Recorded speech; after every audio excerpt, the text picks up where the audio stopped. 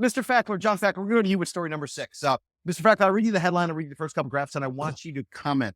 Now, one of the things we've been discussing in this podcast is about the condo associations, the corruption, the alleged corruption, kickbacks, a variety of different things. So that's sort of the setting. So let me read the headline, first couple graphs of this story coming out of the Miami Herald. Headline, contractors got paid $135,000 to remodel a Miami home.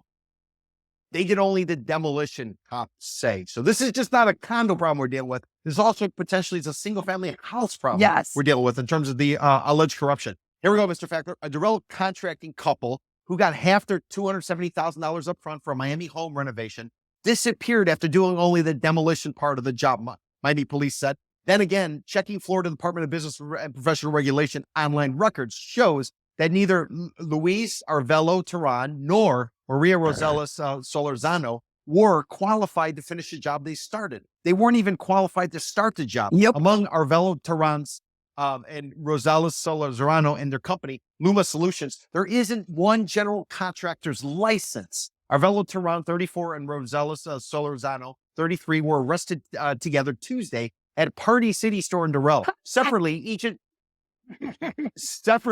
has been charged with grand theft by a contractor, organized fraud over $50,000, and a misdemeanor for contracting without a license. Bond was set at $30,500 each. State records say that Rosales Solorzano and Arvelo Terran registered Luma Solutions with the state on October 22nd, 2020. Mr. Fackler, is this a one-off where some contractor basically is running a hustle?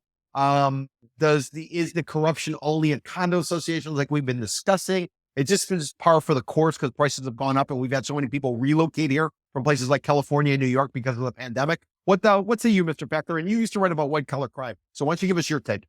Well, we also in the podcast previously talked about this very issue. This is not new news. It's actually fairly common. We talk about doing due diligence. If you're a homeowner, I mean, it's very simple to check to see who's got a license and who doesn't. Like you said, you can go through the state, you can go through miamidade.gov. They've got a list of everybody all the general contractors who are licensed.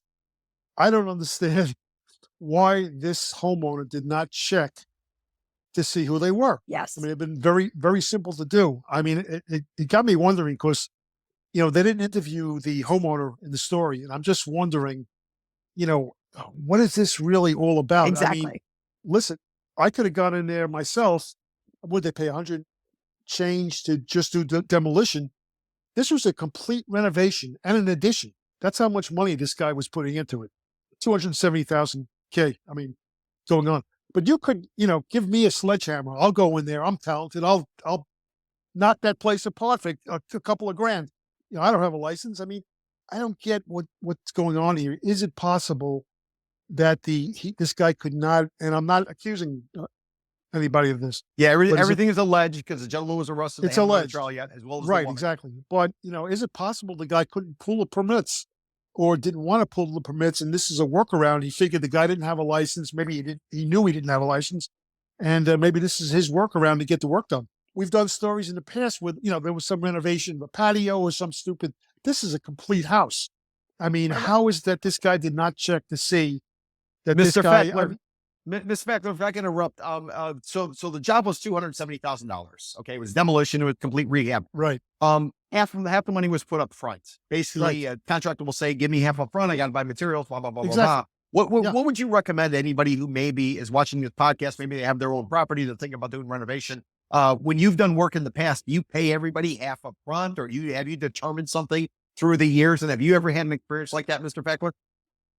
I've never personally had an experience like that, so I wouldn't know. But I'm just saying, first, do your due diligence, make sure the guy's licensed. As far as the negotiation up front, I'm not really sure. I mean, if that's commonplace, perhaps it is. So I don't know really, it's Miami. What to tell you on that. It's Miami. You have to do, your due diligence has to be I'm so agreeing with you, John. Everything you said was on point. This is Miami. We already know what this is. So it's kind of whatever. Obviously I'd feel kind of bad-ish, but you've got to look this shit up yourself. That's why I think there's something shady going on. And it's Miami. Yeah. So again, there's always something shady going on.